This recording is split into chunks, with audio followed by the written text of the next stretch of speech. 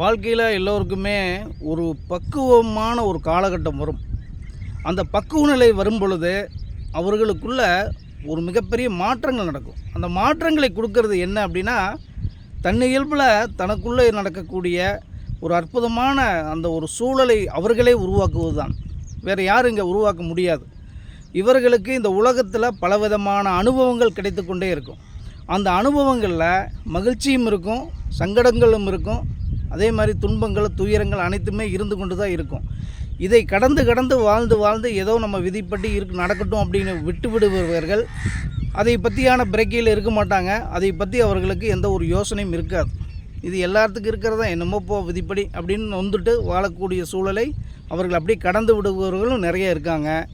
ஆனால் அதில் மிக சில பேர் உன்னதமாக தன் நிலையில் ஏன் இது நடக்குது, என்ன காரணம்னு கேள்வி கேட்டுக்கொண்டே இருப்பார்கள்.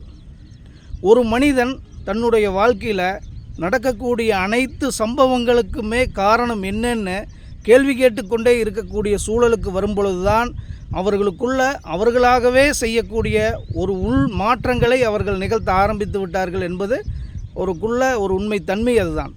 ஏன்னா நம்ம ஒரு பொது வெளியிலையும் சரி நமக்குள்ளேயும் சரி வாழக்கூடிய இந்த சூழல்களில் என்ன அனுபவங்களை நமக்கு இந்த உலகம் கொடுக்கிறது, நமக்குள்ளே அந்த அனுபவங்கள் என்ன மாற்றங்களை ஏற்படுத்துகிறது என்பதை நாம் பார்க்கும்போது தான் நமக்குள்ளே ஒரு மாற்றங்களை நம்ம உருவாக்க முடியும்.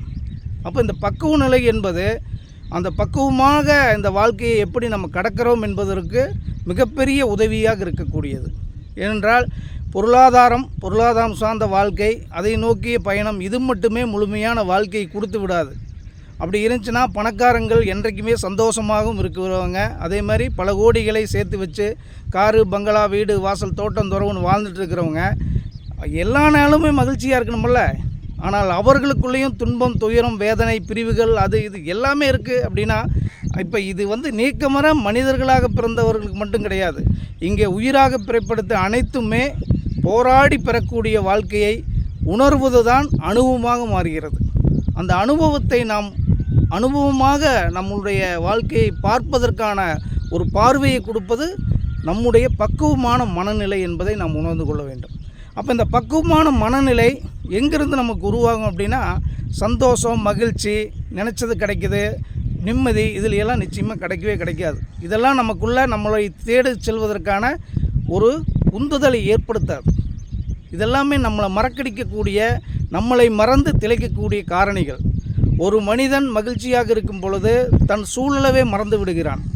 அந்த நேரத்தில் தான் அவன் கொடுக்கும் வாக்கு, அவன் செய்யும் செயல், அதுவெல்லாம் இவனுக்கு எதிராகவே திரும்பக்கூடியதாக மாறிவிடக்கூடிய சூழலை அந்த மகிழ்ச்சியும் சந்தோஷமும் அதுதான் வாழ்க்கையின் நிம்மதியும் அப்படின்னு நினச்சிட்டு இருக்கிற நேரத்தில் நடக்கக்கூடிய சம்பவங்கள்னால தான் நிறைய பாதிப்புகளும் ஏற்படுகிறது. ஒவ்வொரு மகிழ்ச்சிக்கும் ஒவ்வொரு சந்தோஷத்திற்கும் பிறகான ஒரு சூழல் மிக துக்கமான ஒரு சம்பவத்தை மனிதனுக்குள்ள ஒரு இறுக்கமான சூழ்நிலையை, ஒரு சோதனையான ஒரு காலகட்டத்தை ஏன் கொடுக்குது அப்படின்னா, இதுக்குள்ளே இருக்கக்கூடிய உண்மைத்தன்மை அதுதான். ஏனென்றால் இது யாரும் வெளியிலிருந்து கொண்டு கொடுப்பது கிடையாது.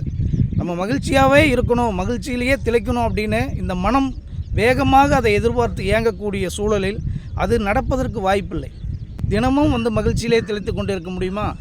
பெண் ஆண் உடல் சேர்க்கையில் இருக்கக்கூடிய அந்த சம்பவங்களில் அந்த சில நிமிட துளிகளும் கூட நிரந்தரமாக இருக்க வேண்டும் என்ற விருப்பத்துடன் தான் மனிதனுடைய ஏக்கங்கள் இருக்கிறது. ஆனால் அது அப்படி கிடையாது என்பதனால தான் அதை சிற்றின்பமாக இந்த இயற்கை பிரபஞ்சம் இறைவன் படைத்திருக்கிறான். ஏனென்றால் அது கடக்க முடியாத, அப்படியே திளைத்து கொண்டே இருக்கக்கூடிய ஒரு நிலையில் அது நடந்துருந்துச்சுன்னா, அப்படி ஒரு சம்பவமாக அந்த உடல் சேர்க்கை இன்பம் அது கொடுக்கக்கூடியதாக இந்த இயற்கை படைத்திருந்தால் இந்த உலகத்தில் எந்த ஒரு இயக்கமே இருந்திருக்காது. இருக்குமா? யோசிச்சு பாருங்கள். அதிலேயே கடந்திருப்பாங்கள்ல. ஆனால் அப்படி இருந்தும் அதிலேயே திளைத்து அதிலேயே கடந்து தன்னை இழக்கக்கூடியவர்கள் இந்த உலகத்தில் எவ்வளோ பேர் இருக்காங்க. பெரும் சாம்ராஜ்யங்கள் எல்லாமே அந்த புறத்தில் தான் காணாமல் போயிருக்கிறது. அந்த சிற்றின்பத்தில் திளைத்து தான் தன்னையும் இழந்து தன்னை சார்ந்தவர்களையும் இழந்து இந்த உலக மக்களுக்காக, நாட்டிற்காக செய்யக்கூடிய அந்த செயலை மறந்து எல்லோருக்குமே ஒரு பெரும் பாதகத்தை ஏற்படுத்தி இருக்கிறார்கள். அப்படிப்பட்ட நிலையில் இருக்கக்கூடிய ஒரு மன்னர்களுடைய சாம்ராஜ்யமெல்லாம் ஒரு சாதாரண நிலையில் காணாமல் போயிருக்கிறது என்றால் அதுக்கு காரணம் என்ன அப்படின்னா, நம்மளை மறந்து நம்ம சந்தோஷத்தில் மகிழ்ச்சியில் திளைக்கக்கூடிய சூழலை என்றைக்குமே உருவாக்கணும் அப்படிங்கிற அந்த பேராவல் கொண்ட அந்த ஒரு இந்த லௌகீக வாழ்க்கையின் தேடுதலில் தான் அவர்கள் தொலைக்கிறார்கள் என்பதுதான் நம்ம கண்கூட நிறைய பார்க்கக்கூடியது. எவ்வளோ பேர் சொல்கிறேங்க, ஃபைனான்ஸ் நடத்திட்டு இருந்தாருங்க, வியாபாரம் பண்ணிகிட்டு இருந்தார், நல்லா தான் இருந்துச்சு குடும்பம், அப்படி இப்படி. ஆனால் ஒரு தவறான ஒரு தொடர்பில் தவறான ஒரு பாதையில் அவர் போகும் பொழுது பெரும் கடனாளியாகவும் தொழிலை கவனிக்காமையும் அங்கேயே கிடந்தால் என்னங்க, மொத்த மூளை மழுங்கி போயிடும். மூளை மழுங்கினால் செயலற்ற மனிதனாக நடைமணமாக மாறிவிடக்கூடிய சூழலை இது உருவாக்குதுங்கிறது தான் உண்மை. அதனால் ஒவ்வொரு துயரங்களிலிருந்தும், துக்கங்களிலிருந்தும், வேதனைகளிலிருந்தும், இழப்புகளிலிருந்தும், உறவுகள் பிரிந்து செல்லக்கூடிய வேதனையிலிருந்தும் தான் ஒரு மனிதன் இது ஏன் நடக்கிறது என்ற கேள்வியை எழுப்பக்கூடிய ஒரு அழுத்தங்களை இந்த ஒரு பிரபஞ்சம் கொடுக்கிறது.